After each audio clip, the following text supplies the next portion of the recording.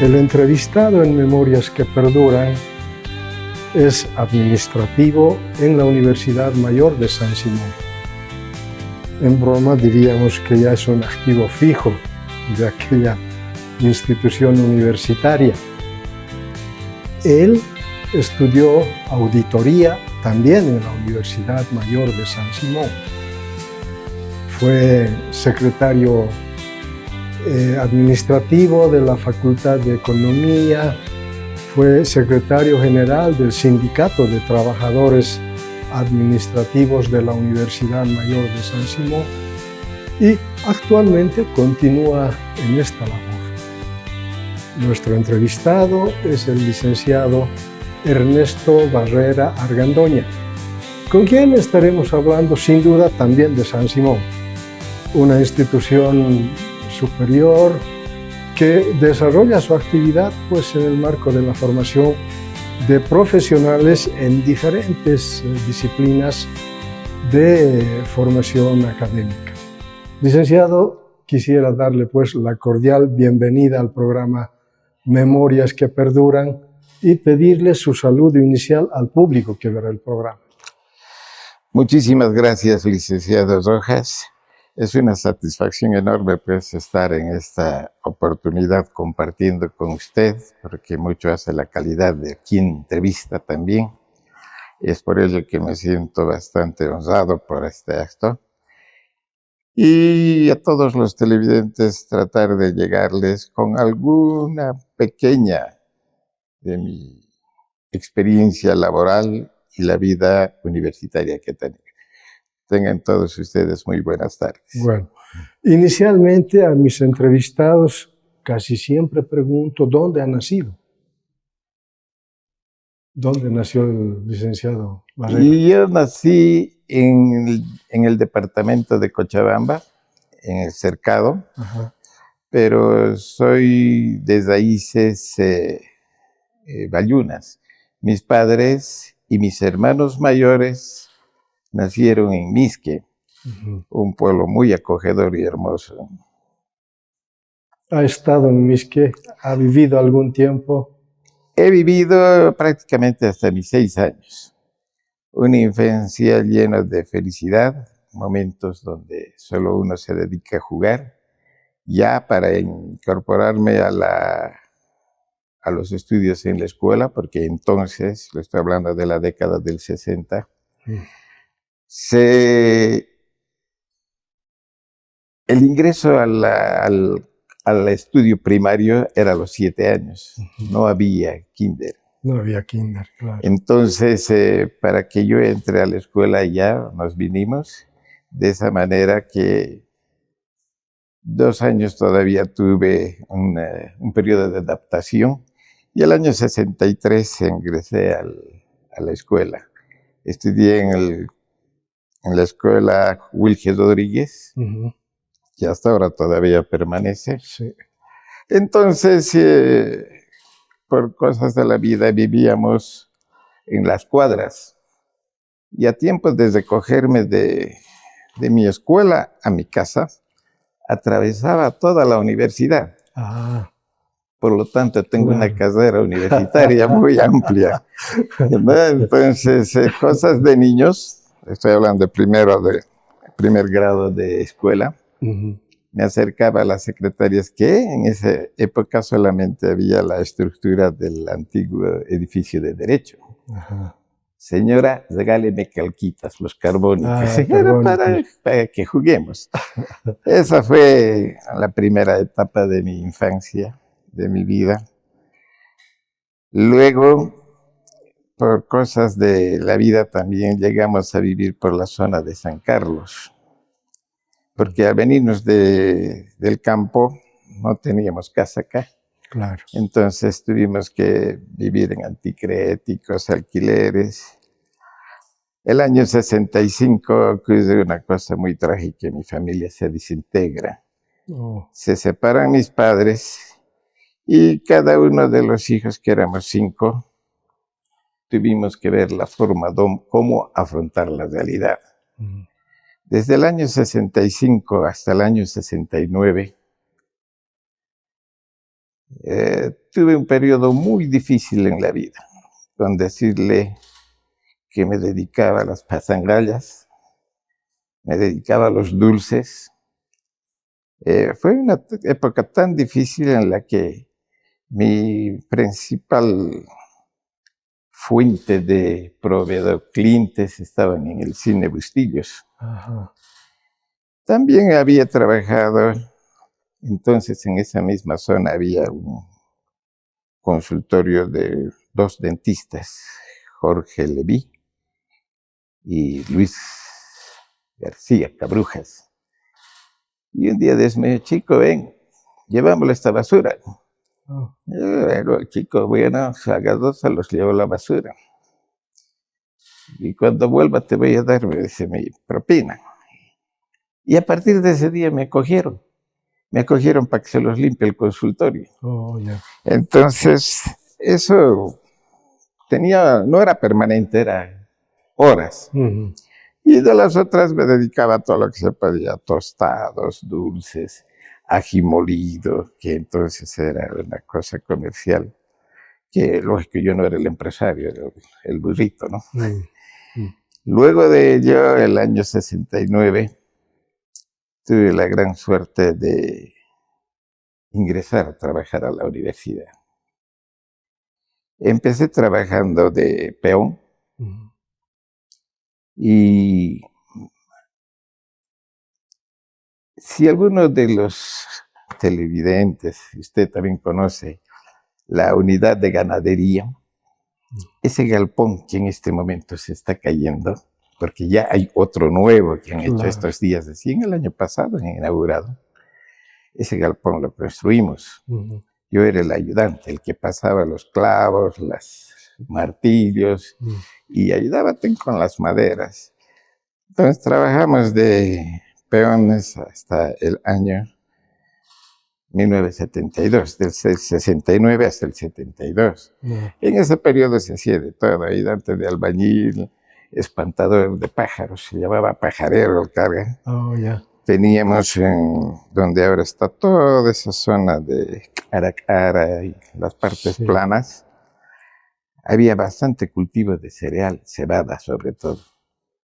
Entonces, para que los pájaros no se lo coman, nos llevaban a los peones para que espantemos y teníamos que quedarnos todo el día a espantar a los pájaros.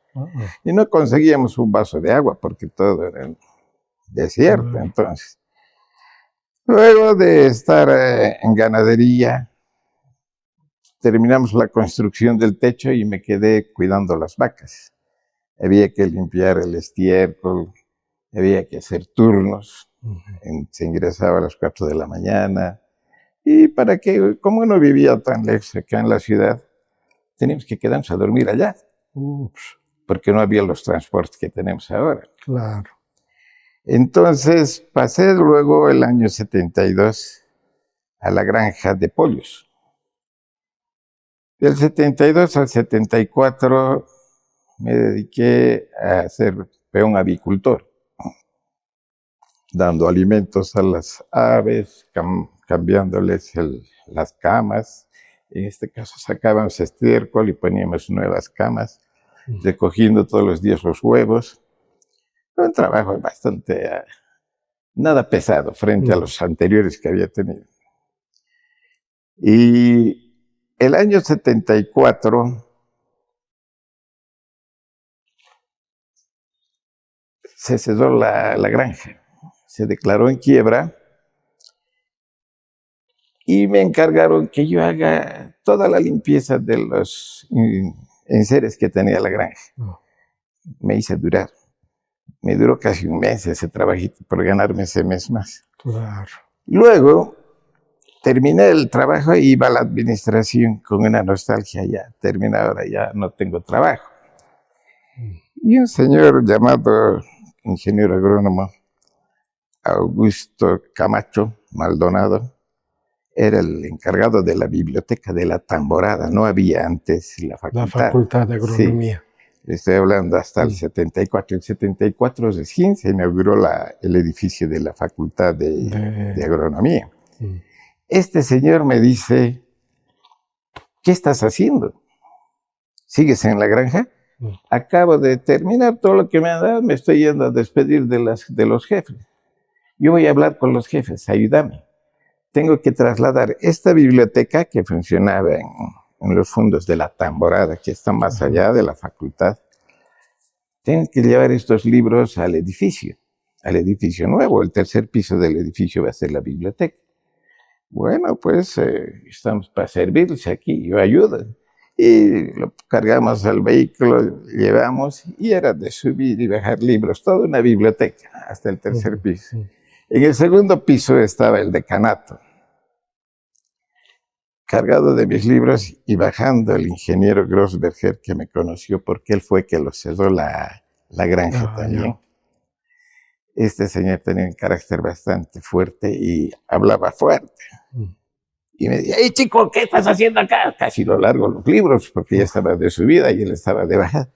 El ingeniero, estoy ayudando al ingeniero Camacho, me ha dicho que le ayude. Muy bien, ayúdalo, te vas a quedar con él. Y de esa manera me quedé. Me quedé en la biblioteca, pero como encargado, no encargado, sino como peón de limpieza, algo así. Era oficial de limpieza, mi oficio. Al año 76 fui auxiliar de la biblioteca, el 78 bibliotecario, con muy buenas cosas que me pasaron, fue el incentivo. El año 82, al retorno a la democracia después del golpe de García Meza, se compone en la parte administrativa de la universidad. Y un gran amigo que tengo, Jaime González Foronda, él hablaba con el jefe de personal, porque él estaba trabajando en el departamento de personal, y yo me acerqué a saludar al amigo. Y el jefe de personal era don Eduardo Loma. Y habían estado hablando, ¿a quién le traemos para que nos ayude con Cardex? Y me acerqué casualmente, y él le dijo, Jaime, al jefe. Entonces, desde mañana puedes venirte, si los jefes instruyen, hay que acatarlas. Y de esa manera me fui a trabajar temporalmente, porque el trabajo de la universidad estaba cerrada, la universidad, habían soldados que nos permitían entrar con credenciales a todos los trabajadores, pero ya estaban funcionando las oficinas. Y estaban reestructurando, organizando, porque habían retirado también los interventores a una buena cantidad de personas, estaban volviendo ellos y sacándolos a los que habían entrado casualmente en ese periodo. Estuve ahí un tiempo trabajando como llenando los Cardex. Y no era yo, éramos un equipo de unas 20, 30 personas. Ahí también estuvo la señora Teresa de la Cerda, que me acuerdo que fue secretaria del rector hasta hace poco. Con ella y otros compañeros más como Henry Saldías, que también fue DAF, jefe de tesorería, y ha fallecido hace un par de años atrás. Hemos hecho equipo con él y trabajamos haciendo todo aquello. Del año 72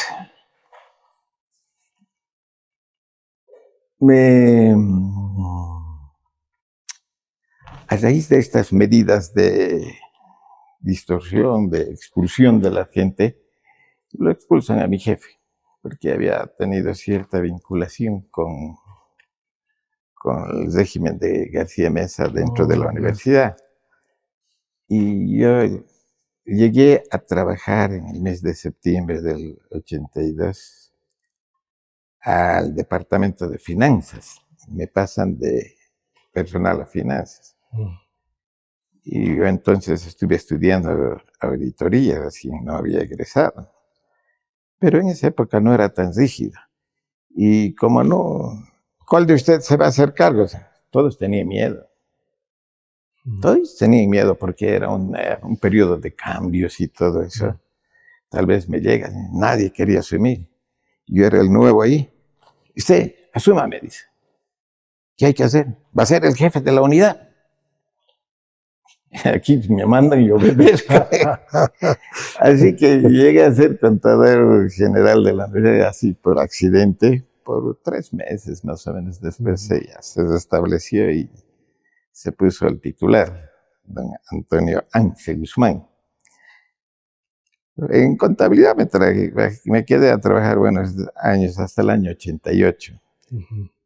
En varias ocasiones tuve la jefatura del departamento accidentales, no fui titular, tanto como de presupuestos y contabilidad. Salía el jefe, me destinaba. Salía el jefe de caja, un cajero, me destinaba, había que ir. Así que iba con la formación que tenía, no me hacía mayor problema, y hasta que en una ocasión don Armando de la Paz, el ingeniero Armando de la Paz, me dice: le necesito, venga a la facultad. Era decano de Ciencias y Tecnología. Entonces, bueno, si usted dice y me da todo el respaldo, yo me voy.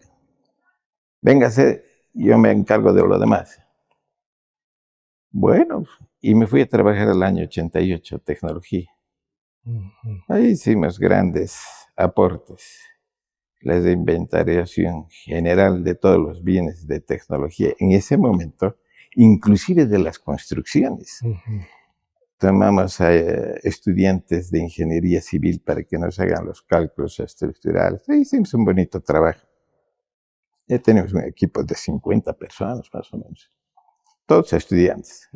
El único que no era estudiante, yo ya había terminado la carrera en ese entonces. Ahora, a propósito de la carrera, ¿cómo ha compatibilizado estudiar auditoría, pero además estar trabajando en la universidad? No solo ha sido el estudiar auditoría, eso es lo más cómodo. Lo más difícil ha sido coordinar.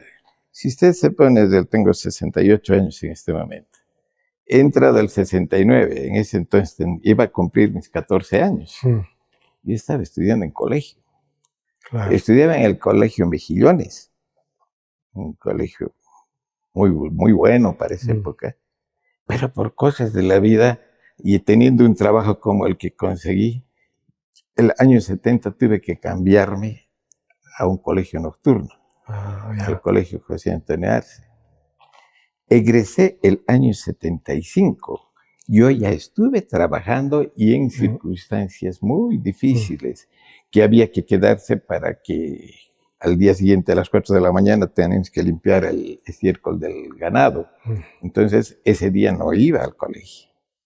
O sea, fue muy difícil, no me cayó del cielo la formación. No, claro. Entonces, pero pese a eso, terminé el colegio. Justamente egresé del colegio José Antonio Arce, nocturno, fiscal, con mucho orgullo, ¿no? Luego entré a la universidad y era más cómodo, porque yo ya tenía el año 77 entré. Yo ya tenía cargos de oficina, ya era bibliotecario cuando empecé. Después de bibliotecario ya estuve estudiando. El 82 ya estuve media carrera. Yo ya tenía base para hacerme cargo también de del departamento de finanzas, así sea temporal, ¿no? Con el apoyo de todo el equipo. Desde hecho, yo no lo hacía solo porque además era nuevo en la unidad.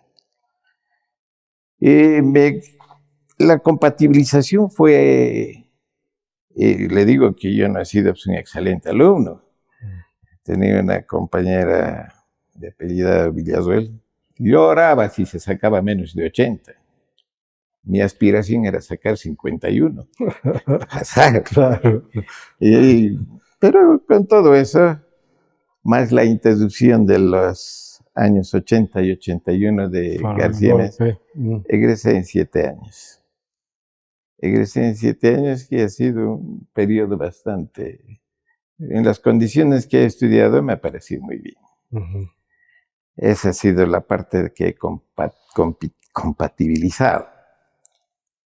Paralelamente también ya el año 82 hice una maestría con los docentes de la Facultad de Economía. No llegué a defender la tesis porque los docentes no pagaron nada y a mí me cobraron el 82 $2.500. Y la verdad que no tenía. Ahora puedo pagar, pero en ese entonces era difícil. Claro. A pesar que, además que tenía obligaciones en la casa. ¿Sí? Pero esa fue la parte complementaria. Aquello me abrió una posibilidad de una beca a Cuba.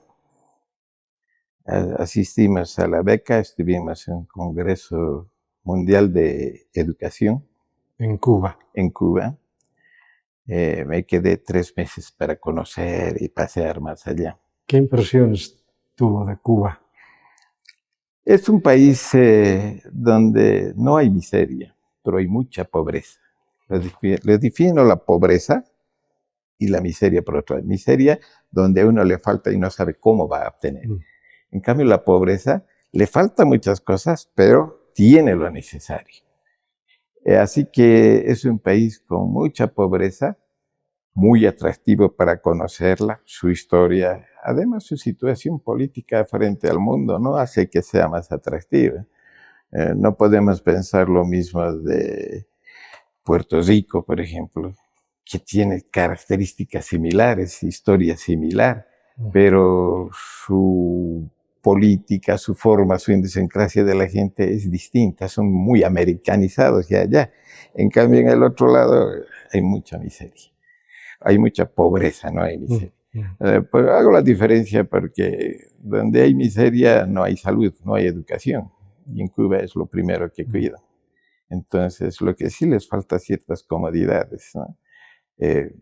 No pueden, en ese entonces, que fue el año 2002, no tenían internet, no tenían celulares, que aquí ya los teníamos, no podían acceder fácilmente a un vehículo, a no ser que haya sido herencia de sus abuelos y vehículos de la década del 50 o antes, que andaban apenas.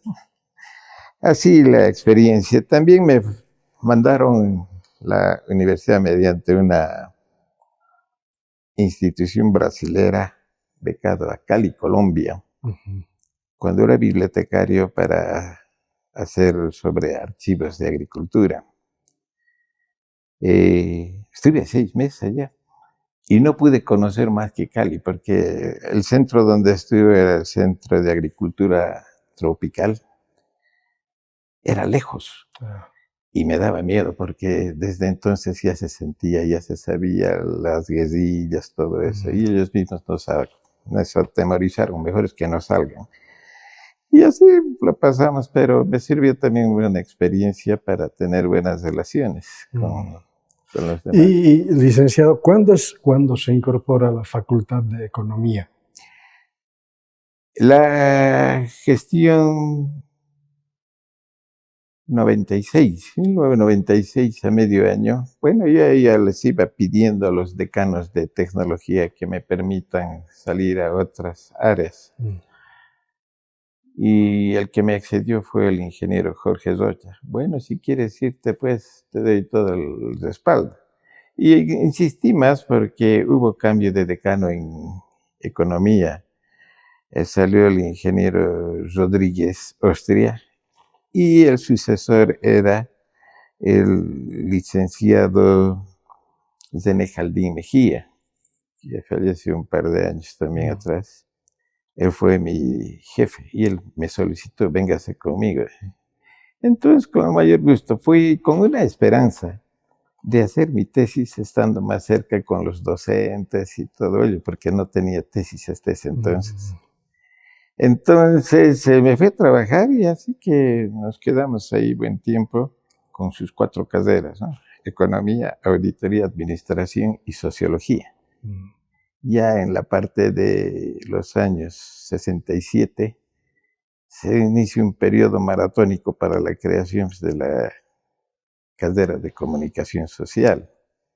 Uno de sus grandes impulsores, yo lo considero así, al ingeniero Marcos Campero, que pese a sus dificultades físicas, porque él no caminaba, estaba en silla de ruedas, ¿no? Era inválido de años. Entonces este señor no faltaba una sesión al consejo y hacíamos sesiones casi diario. porque habían que hacer muchos cambios en la facultad. Era el secretario del consejo en ese entonces. Y a don Marquitos había que subirlos entre 4 al hombro con más su silla, y eran 4 pisos porque no existe ascensor. Pero siempre era el primer hombre ahí, y con este tema, sobre todo de la creación de la carrera de comunicación social. Ya estaban varios impulsores, colaboradores también de él, como don Zenia Antesana, licenciado Antesana, que también ha fallecido. El último decano que tuvieron en la carrera de comunicación, no, de sociología.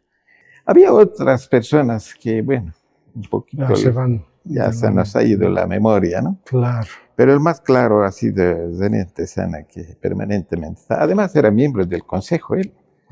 Entonces tenía toda la autoridad para exigir y impulsar aquel proyecto.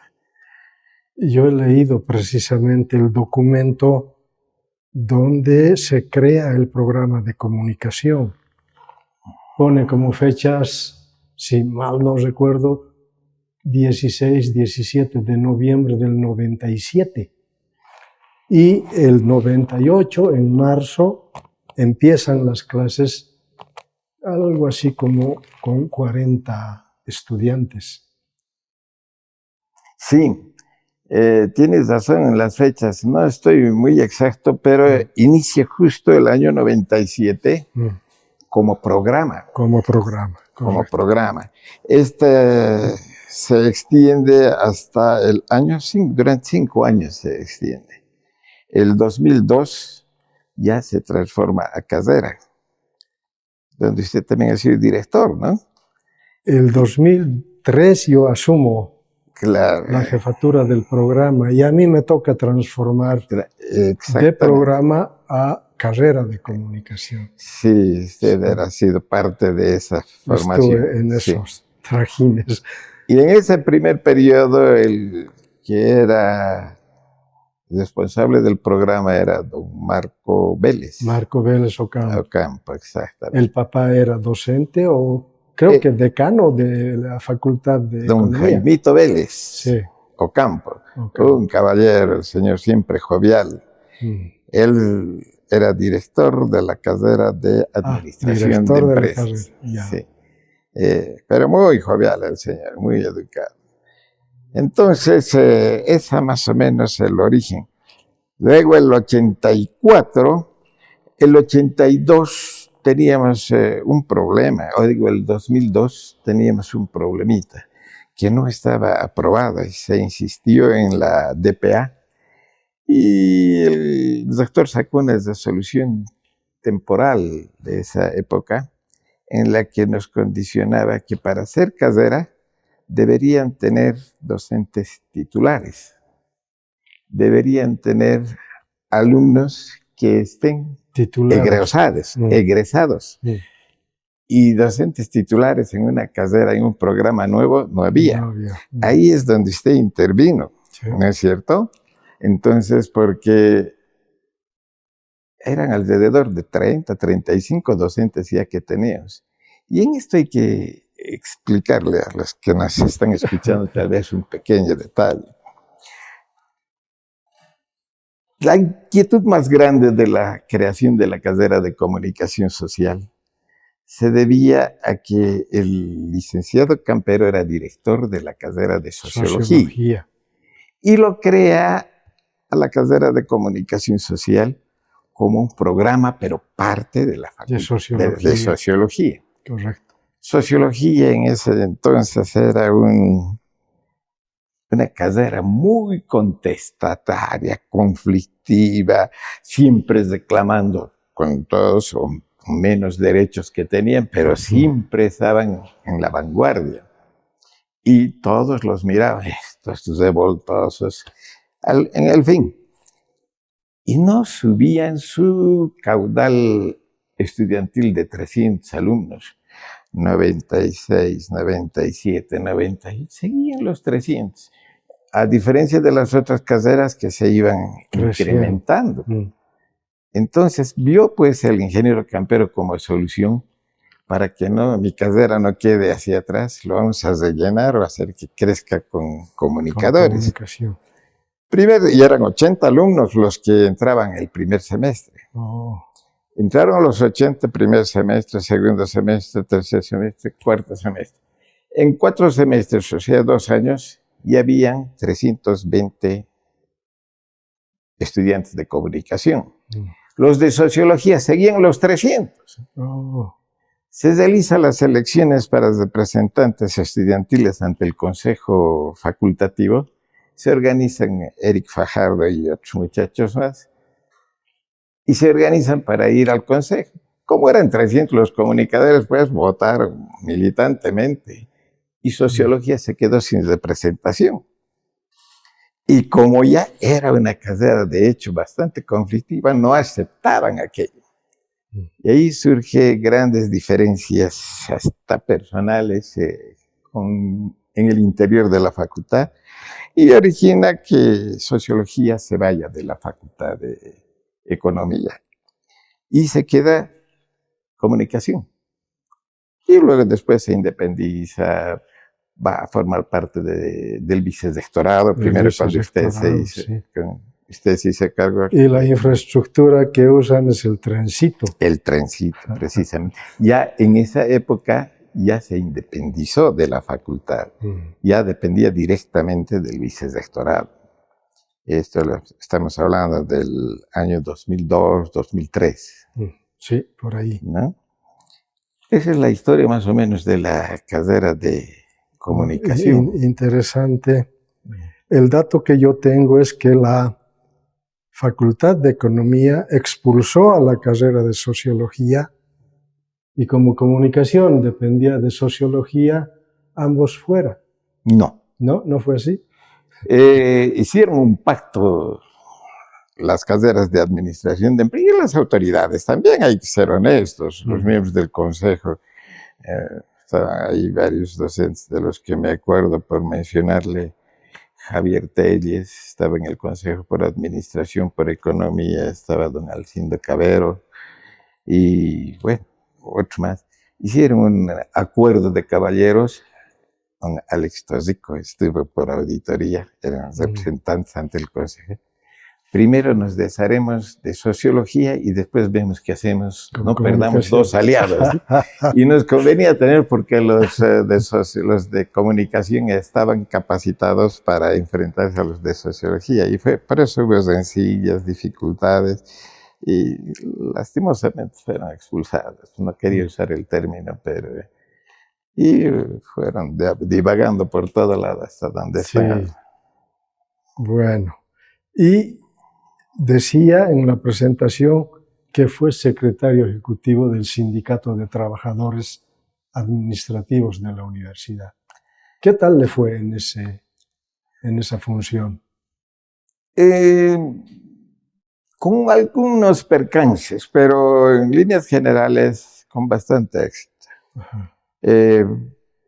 Tuve un momento muy ingrato en el que las bases y los mismos compañeros del equipo del sindicato que formábamos exigieron que se lo expulse al jefe de personal.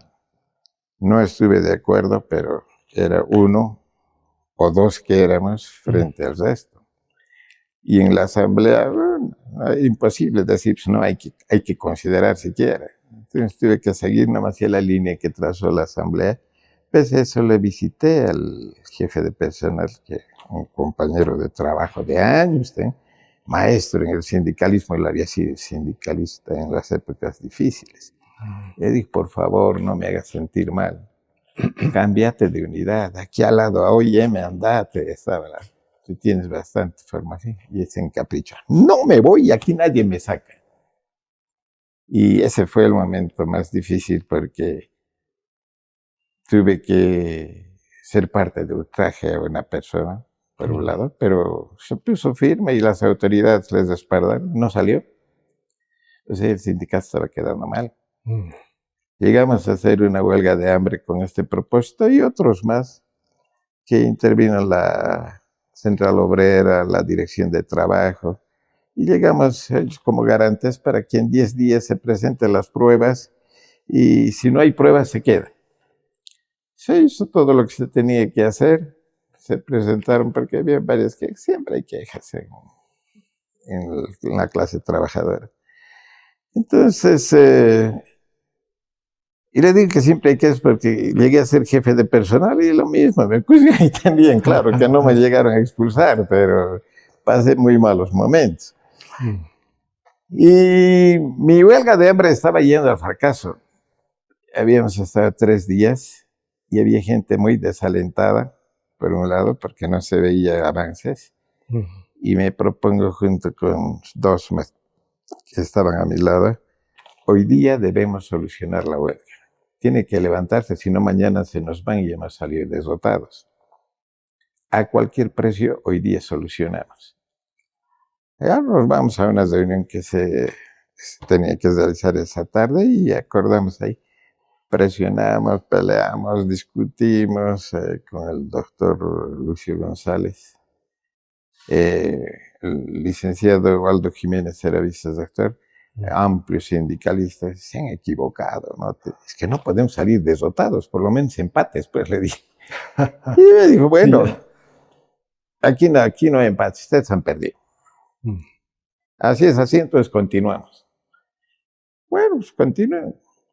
Se rompió el diálogo y el director de trabajo sale y dice a una señora, pasen por favor aquí, yo me soy garante para que en 10 días esto se solucione. Entonces salimos con eso de la huelga. No pude conseguir más. Llegué a la asamblea, que terminó la huelga, se levantaron los piquetes, tuve que dar la cara.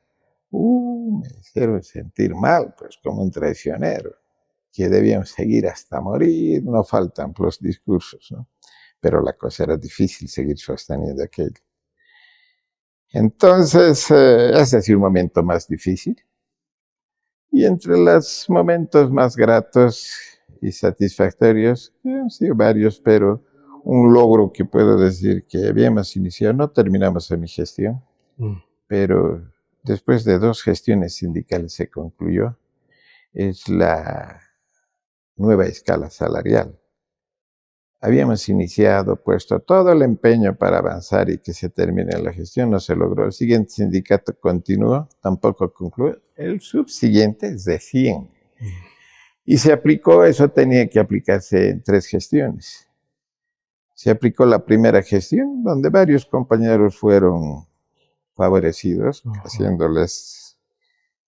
ubicándolos en el lugar que les correspondía, el nivel salarial que les debería ser cancelado. Pero el siguiente periodo y el subsiguiente que debía continuar aquello se rompió.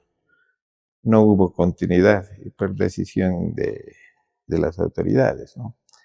Así que quedó inconcluso ese proceso, pero la satisfacción es de haber lanzado la piedra y haber tenido por lo menos una parte, un 30% de lo que se tenía que regularizar. Después fue un periodo con todas las cosas, ¿no? Todos los días quejas. Y la clase trabajadora en general, hay algunos que conocen el sindicato por nombre, porque no necesitan del sindicato. Con su cumplimiento y su trabajo están firmes. Y hay otros que están más tiempo que el secretario general en el sindicato, porque todos los días tienen problemas con sus jefes o con uno u otro. Entonces ya son conocidos. Así. Licenciado Barrera, ¿y cómo ve en este momento el accionar del sindicato de trabajadores de la universidad? En este momento nos encontramos en una situación bastante incómoda, puesto que el sindicato actual, bueno, no ha sido de los mejores. Ha tenido bastantes deficiencias y es la continuación del anterior. Y el anterior sindicato estuvo 2 gestiones y fueron muy contestatarios. Difícil, justamente, fueron ellos quienes pidieron mi dimisión de la parte de la jefatura de personal. Luego con diálogos y demostrando informes, todo se subsanó aquello. Y de hecho, hay una virtud y una cosa que quiero decirles a usted y a todos los que nos están viendo. No guardo rencor a nadie. Más bien esos hechos me han hecho reflexionar un poco más. Tampoco he sido soberbio en ningún momento. Siempre me he manejado, no en vano he sido peón. Y el hecho de ser jefe no me distancia, si bien me da la jerarquía, pero me siento todavía un peón de San Simón en la situación que estoy y en el cargo que estuve también. Y si alguna vez me ves, por ejemplo, yo hago lo mismo que de los demás compañeros. Si hay que barrer, pues, por muy jefe que sea. Y eso más bien motiva e impulsa a los que no son jefes. Así que yo me siento muy realizado, complacido, y la coyuntura se da en que está muy desgastado el accionar del sindicato. Tanto al extremo de que se ha conformado un comité electoral que tiene todas las atribuciones de llevar a cabo las elecciones, de hecho, pero la conducción del acto electoral y hasta el manejo del sindicato. Digo manejo porque si bien no van a tener acceso a hacer ciertas cosas, pero las atribuciones de un comité electoral se les ha conferido mucha amplitud. Aunque de acuerdo a estatuto este proceso debe ser llevado por la Federación Nacional de Trabajadores en ausencia de sindicato, pero tenemos una fricción con Hay una parte de los trabajadores que no admite que la federación... hubo un ampliado, para ampliar un poquito esto, hubo un ampliado en la ciudad de Potosí hace 3, 4 años atrás. Y ese ampliado lo han desconocido. Y han hecho otro con el patrocinio de Juan Carlos Garachi en Pando. Y han elegido otro comité ejecutivo de la federación. Entonces, había unos que apoyan a uno, al otro. Paralelo. Paralelo. Entonces, como Juan Carlos Garachi siempre ha estado en el poder, les han dado la legitimidad legal a los que han estado en Pando. La asamblea de Cochabamba pidió que, los trabajadores de Cochabamba pidieron que Cochabamba no asista a Pando. Y no asistieron. Sin embargo, una de las ejecutivas del sindicato de Cochabamba apareció como miembro del CEN. Y molestó mucho, aunque después dicen que han hecho arreglar, no han hecho arreglar, que han aprobado en asamblea. Yo, por lo menos no asistí en ese periodo porque estuve de jefe de personal y los jefes de personal no asisten a esas asambleas. Entonces no me consta, no vi, pero por lo que he podido percibir, han habido cosas medio extrañas por ahí. Eso hace de que la actividad sindical esté como está, de capa caída en este momento. Y lo que se debe hacer es, no importa entre quiénes, unirnos y si se pudiera hacer un solo frente, hacer un solo sindicato. Ahorita tenemos 4 frentes. Entonces eso es una debilidad. ¿Con qué fortaleza puede ir un ejecutivo a reclamar a una autoridad algún beneficio laboral? No va a tener la suficiente fuerza porque el 75% de los trabajadores no les interesa. En cambio, si hay una unidad, podríamos ser militantemente una representación y tener la fuerza necesaria para conseguir ciertos beneficios para los trabajadores. Nos debilita el hecho de que hayan más de 2 frentes. En lo extremadamente posible deberían hacer 2 o 3, pero no más. Y hoy día se cierran las inscripciones, ojalá hayan 3 para que no haya mucha disparidad del voto y debilidad del sindicato que entra. ¿Y cuándo es la elección del sindicato? La elección está programada para el 27 y la posición para el 30 de enero. Hoy día es el cierre de inscripciones. Hablemos también del cargo que estuvo como jefe del personal administrativo. Me dijo ya que ha tenido dificultades, que no ha sido muy fácil. ¿Qué es lo que ha pasado? Bueno, así como en el sindicato también, pues, en el departamento de personal con mayor efervescencia, pues había gente que por mi condición de haber sido peón, siempre tenía una proximidad con los compañeros trabajadores.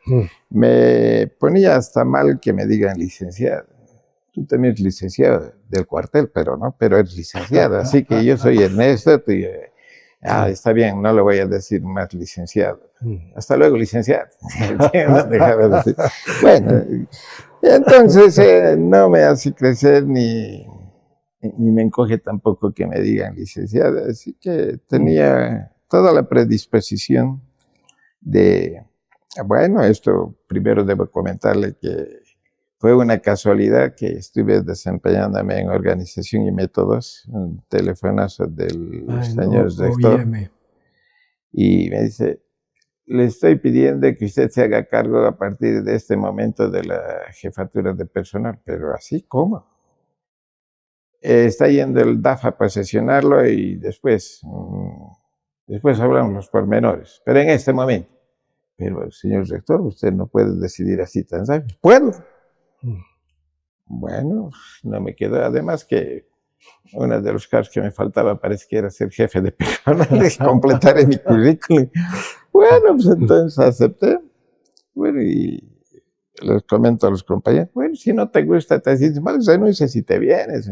Ahorita no se puede hacer eso, porque estando ya ahí, la gran ventaja que tuve en ese periodo de la jefatura, que con sus aspectos negativos, que nos llegó la pandemia. O sea, no hubo mucha actividad laboral durante 2 años. Bajó bastante las tensiones pero las dificultades se presentaban porque había muchos compañeros que se querían beneficiar con la continuidad de las tolerancias que se daba por pandemia. La universidad también tiene que entrar a este sistema. Continuamos porque la pandemia sigue, ¿no? Ustedes tienen que venir a trabajar. Y se les sancionó de unos cuantos. También fuimos muy cuidadosos en aquello, ¿no? A los que si les había reiterado, se les había pedido, en fin, a ellos se los sancionó. Y lógicamente hicieron el escándalo. De ahí que vino la solicitud de que renuncie. Pero se dialogó con el sindicato y se demostró con evidencias que se había cumplido todos los procedimientos. Inclusive, digamos, no trabajamos juntos, pero en los casos críticos, a ver, vengan, la compañera o el compañero quiere cambiarse. Tengo estas alternativas. Que se escoja. Ya me voy acá. Se está escogiendo esto. ¿Está bien? Está bien. Pero quiero que vayamos con ustedes, les decía a las chicas del sindicato, a las ejecutivas. Fuimos, le posicionamos a la chica, le presentamos a su jefe y a partir de ahora su secretaria. Muy bien, llego a mi oficina y no estoy de acuerdo con este cargo. Ese tipo de actitudes acusé y eran las que definitivamente hacían fallar. Pero después, como experiencia, no hemos beneficiado de cuidado bastante que haya la distorsión de aumentos de puntaje, mejoras salariales. Fue uno que consiguió, pero por instrucción superior, pese a que habíamos hecho informes que no deberíamos tocar aquello, pero se dio. Después hemos manejado de una forma más llevadera, podríamos decir, con diálogo, charla. Si me preguntan dónde vive Julano, soy seguro que conozco su casa porque le acompañaba. Te llevo a tu casa. Sabía que tenía problemas. Quiero saludarla a tu esposa, a tus hijos, les conoceré. No, imposible. No, tienes que hacerme conocer si es tu casa. No voy a entrar aquí, quiero hablar con ellos. Y cuando le hablaba, algunas personas me decían, Bueno, sí, pero este llega borracho cada vez. ¿Te parece Oh. bien? Mira, mañana voy a hablar contigo y con usted también, señora, que están con sus hijos. Los dos visítanme a la oficina. Y íbamos, y entonces sacábamos la ropa y lo sacudíamos. Y bueno, pienso que hemos hecho que algunas familias se integren de alguna forma, porque 2, 3 veces me ha venido una persona y, bueno, contigo no hay caso. Y como no hay caso, si no rindes en tu casa, tampoco rindes aquí. Tendré que ver que te voten del trabajo, te gustaría eso. Así había formas de extorsionarlos, inclusive, para que conduzcan su hogar. Así que fue una experiencia muy interesante y sobre todo que me he sentido y me siento realizado por lo útil que me he sentido. Ahora, normalmente se dice que los anteriores rectores cada vez incrementan más el número de administrativos. ¿Es real esto? Mire, yo le comento, licenciado, que cuando estuve en el sindicato aprobaba las listas de quienes entran. Oh, ya. El rector decía, hay estas listas por medio del departamento de personal, este ya está 3 años, 4 años, hasta 7 años. Primero entran los antiguos, ya que entran con derecho adquirido.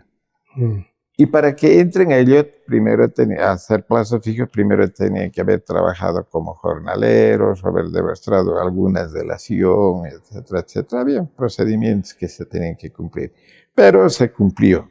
En mi gestión ha debido ser uno de los pocos que no he permitido que entre ningún hijo de nadie, menos autoridades.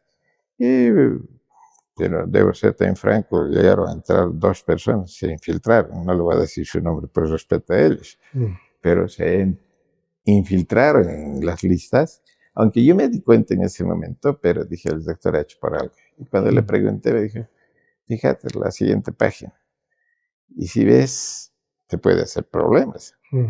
No he visto nada, señor rector, los 2 entraron. Bueno, a partir del doctor Lucio González, los siguientes, estuvo temporalmente el licenciado Jiménez, también estuvo el compañero de agronomía, de desarrollo rural, y no ha habido, pues, más que 1 o 2 extremadamente incorporación. Donde sí se ha proliferado es en la gestión del licenciado Juan Ríos. Son alrededor de 270 administrativos, que presupuestariamente no han afectado a la masa presupuestaria, porque se jubilaba uno y podía entrar 4, porque el salario con el que se les contrataba era mínimo. Aún así ha habido un remanente. Pero aquí la cuestión no es, con la pandemia hemos tenido varias unidades académicas que no tenían clases, eran virtuales. Nos sobraban porteros, nos sobraban 70 cocineros. Entonces toda esa gente se los ha llevado a jardines, se los ha llevado a una y otra unidad para que, caso es por agronomía, en labores agrícolas colaboren. Se ha ido acomodando a la gente, pero no siempre todos respondían en sus nuevos cargos. Y bueno, pues hemos hecho que, a pesar de que se les hizo notar que ya era suficiente, pero habían políticas distintas de las autoridades, ¿no?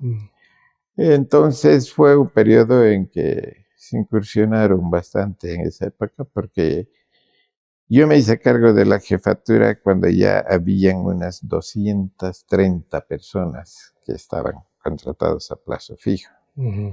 El siguiente año entraron 37 conmigo, porque los otros ya tenían el derecho adquirido. De los 37 llegaron y seguramente que en este momento ya están en planta. Pero fue esa la evolución. Y este último del ingeniero Medina. Medina no conozco cuál porque ya no tenía el acceso. Si bien estoy en el departamento, eso se puede corroborar con el uso de planillas. Claro. Y mis actividades me hacían remitir a otro tipo de actividad, sino así del análisis del personal mismo. He hecho análisis de personal concretos, por decir, vigilantes, cómo se puede mejorar, cuántas personas, a los de parques y jardines, así, trabajos concretos donde solamente focalizarse eso. No he accedido a información general, por lo tanto no conozco cuánta gente pudo haber ingresado en ese periodo. Actualmente, ¿qué es lo que está haciendo, licenciado Barrera? Lo que estoy haciendo actualmente es, eso que le digo, son trabajos puntuales, uno. Entre esos trabajos puntuales tenemos, por ejemplo, la evaluación del personal. Se hace una evaluación al personal.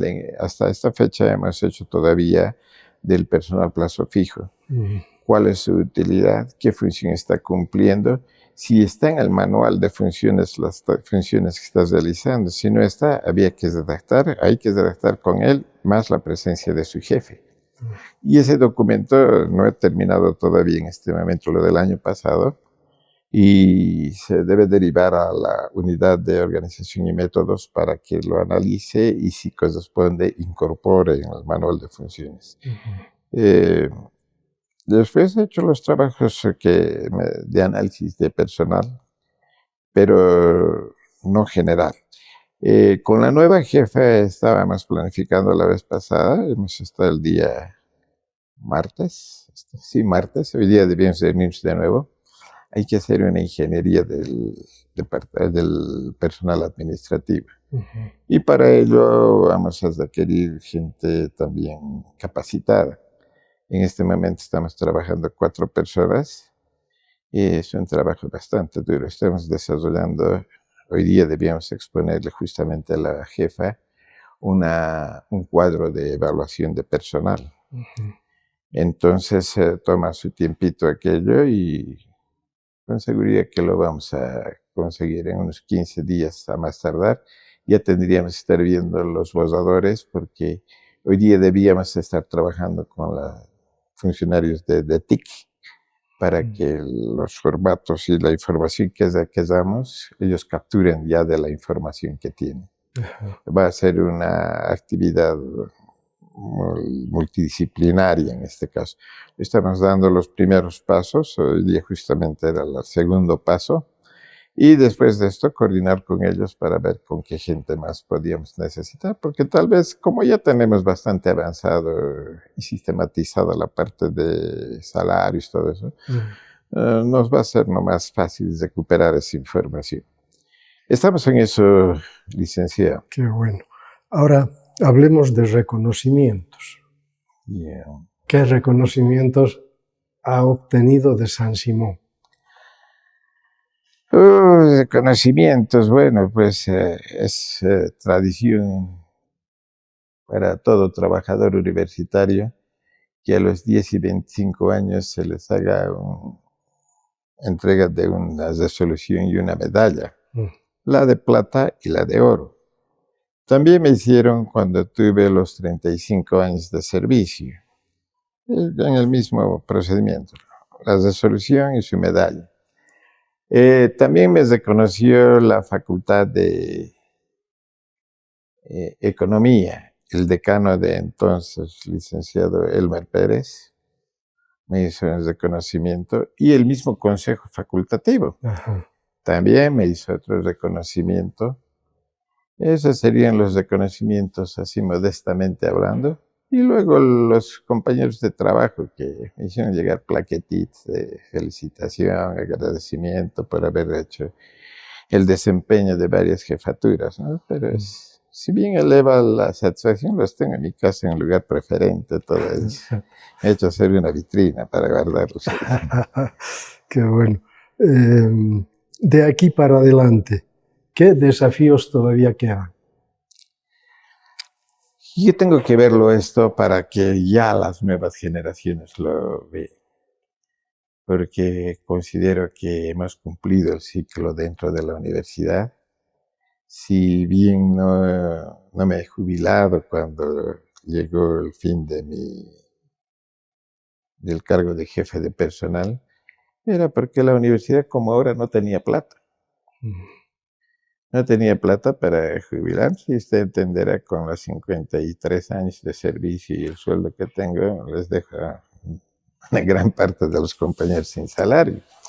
Entonces, accedí a la invitación del rector para que todavía no me jubile, pero a pesar de ello, es suficiente ya, no es tanto, no me siento nada mal. Pero, y esto va a una recomendación también para mis compañeros de trabajo, con tiempo tienen que encontrar otra actividad al margen de su actividad de dependiente como trabajador universitario. Modestamente, en mi casa, en la que habito, tengo un servicio de comida rápida. Todos los días atendemos con hamburguesas y otros derivados de ello. No nos vuelve ricos, pero nos tiene ocupados. En Quillacollo se ha abierto una tienda de repuestos que con otro de mis hermanos lo manejamos. Entonces, hay actividad. Y tal vez me sea más productivo estar en ese tipo de actividades, sobre todo en la tienda de repuestos. Porque mi hermana quedó viuda y, bueno, pues es dama. Y los que van ahí, los clientes, son puro varones porque son repuestos de casos de alto tonelaje. Hasta por la presencia, ¿no? Y la recomendación es que los compañeros de trabajo y todos los trabajadores en general tienen que tener para este momento de tomar una decisión de jubilación algún respaldo. Por un lado, no es para volverse rico, para sentirse ocupado, para sentirse útil todavía en esta vida. Porque con mi renta que tengo mi casa, mi auto, que me ha dado la universidad con mi esfuerzo, de hecho. ¿Qué más puedo pedirle?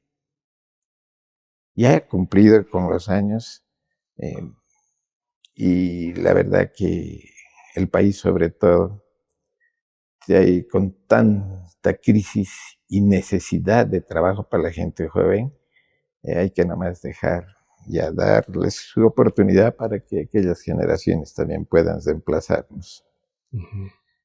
¿Y usted está ya decidido a jubilarse? El propósito es irme en el mes de marzo, siempre y cuando no voy a presionar a las autoridades, porque primero está con todo lo que me ha dado la universidad, hasta que la universidad me diga hasta aquí nomás. Voy a insistir al actual jefe, el rector, por primera vez le voy a hacer mi solicitud de jubilación. Y si él me accede, bueno, bienvenido.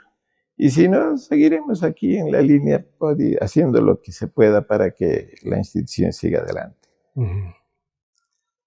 ¿Qué les diría, licenciado Barrera, a los administrativos que deben elegir su sindicato ya muy pronto? Bueno, lo que tenemos que hacer, porque yo también voy a ir a elegir, es elegir a las personas que consideren que les puedes representar y no defenderles a ellos, sino conseguir cosas para todos los trabajadores, porque cada uno tiene que saber defenderse. Y la mejor forma de defenderse de uno es cumpliendo su horario y sus funciones. Mientras uno cumpla su horario y sus tareas, ningún jefe tiene por qué molestarlos. Y si hay problemas es porque los trabajadores no aportamos en aquello, no cumplimos. Entonces, elijan a la persona que consideren que puedes representarles, no como persona individual, sino para todos. Si van a conseguir una mejora salarial, por decir, que sea para todos, no para uno, dos o los miembros del sindicato solamente. Entonces, tenemos que ser muy cuidadosos en elegir. Tenemos 4 opciones, confunde, pero bueno, tienen que ser muy cautos en hacerlo. Yo les pido a ellos, y les repito siempre que hay ocasión, y este es un mejor momento, no digan, he dado todo por la universidad. Mi vida he dado a la universidad. Digan, ¿qué la universidad me ha dado para que yo viva? Y yo le digo con esas palabras así, yo me siento muy honrado y muy feliz de haber trabajado y todavía estar en San Simón. Me ha dado todo. Me ha dado la formación. Me ha hecho estudiar colegio, me ha hecho estudiar universidad, me ha dado formación adicional, me ha becado a la parte exterior, me ha permitido tener mi humilde casa, pero es mi casa. Me ha permitido tener hasta vehículo que antes no me podía comprar un zapato cuando no estuve en la universidad. Por todo ello y muchas otras cosas más, le estoy muy agradecido a San Simón y le pido a los compañeros que también seamos agradecidos a la institución que nos acoge y nos da. Muchas gracias, licenciado, por permitirme y tener esta oportunidad de dialogar, que me parece bastante interesante su programa y sobre todo su persona con la forma como la dirige. Muchísimas gracias, Pedro. Bueno, el agradecido soy yo, licenciado Barrera. Hemos tenido esta entrevista en Memorias que Perduran. Diríamos, como había dicho al inicio, el activo fijo de San Simón lleva 53 años trabajando en esta institución de educación superior, donde él ha empezado como peón, lo ha señalado, pero ha ido escalando en una serie de puestos que incluso le han permitido llegar a ser el jefe de personal administrativo. Sin duda, trabajo que ha ido logrando a lo largo del tiempo y aportando además desde su experiencia y su formación académica en la Facultad de Economía, la carrera de Auditoría, donde se tituló como licenciado. Y bueno, San Simón le ha acogido, él ha puesto todo el esfuerzo necesario para responder a las diferentes exigencias de cada unidad y ahora se siente pues satisfecho, pero además agradecido de haber recibido todo el aporte que San Simón le dio en su formación académica, en el trabajo, y realmente decir que el licenciado Ernesto Barrera Argandoña es una persona, yo diría, destacada, y por eso en Memorias que Perduran también lo queremos destacar como un administrativo que ha puesto el corazón, ha puesto el esfuerzo, la dedicación para desarrollar su trabajo con el mayor esmero y con el mayor interés. Amigos del programa, concluimos esta entrevista y les invito para el siguiente programa. Hasta pronto.